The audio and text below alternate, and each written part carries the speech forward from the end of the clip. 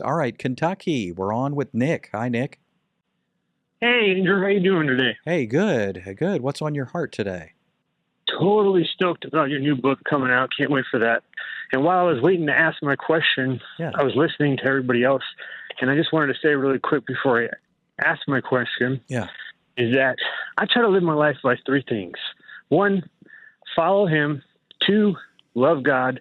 Three, love each other. Mhm. And I feel like if you do that, everything else in your life will fall into place. Mm.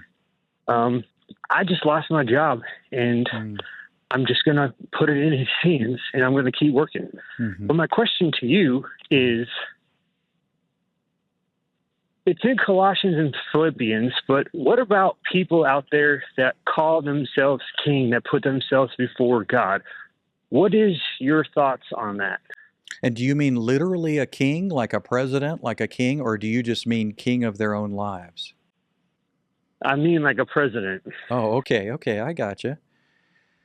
I mean, I hope that they know their place in the universe. I can't really speak for them, whether we're talking about presidents or kings or rulers, Caesar long ago, emperors.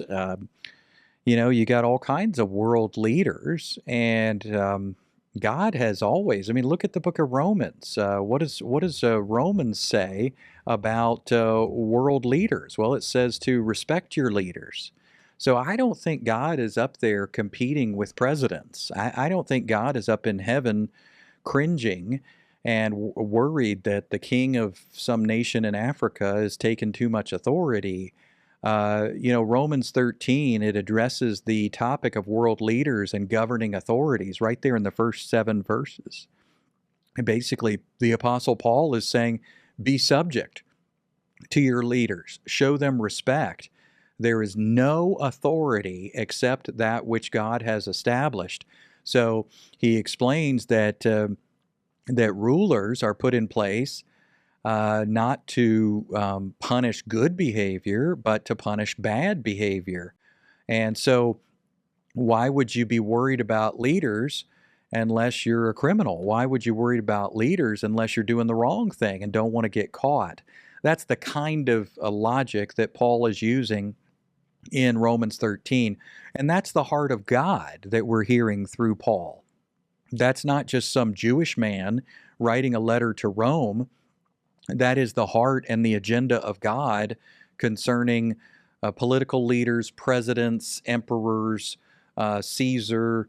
You could go down the list, kings, queens. Uh, so I get it. I mean, in one sense, I could hear the preacher standing up front and saying, there's only one king, and it's Jesus. There's only one ruler, and it's the Lord. And, that makes for a great pep rally for a 5-minute sermon point. But then you go back to the Bible and reality sets in and you go, wait a minute, God's not desperate. Is God really jealous of somebody's kingdom?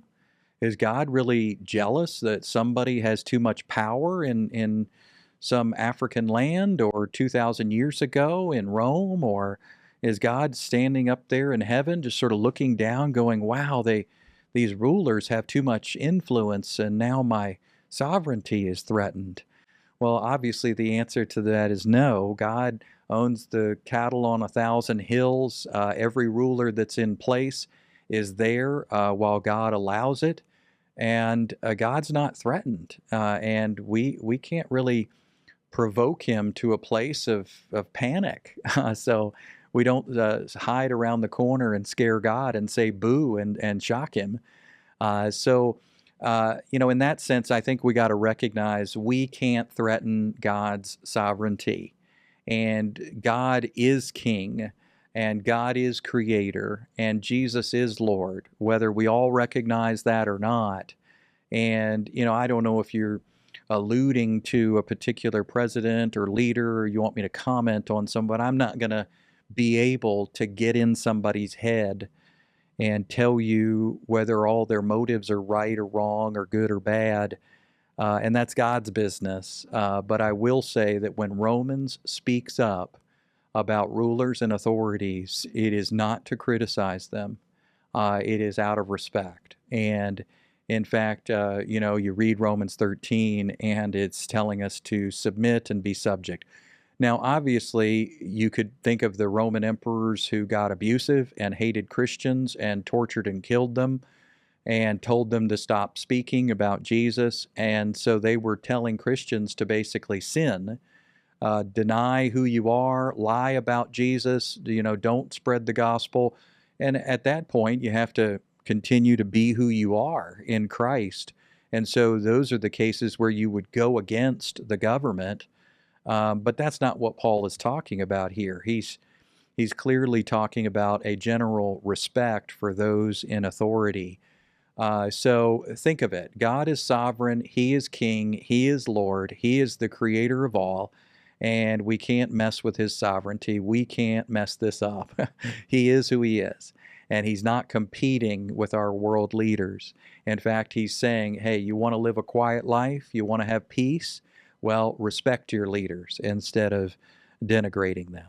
So I hope that gives you something to think about there, Nick. Good question. And we love hearing from you there in Kentucky. Call us back.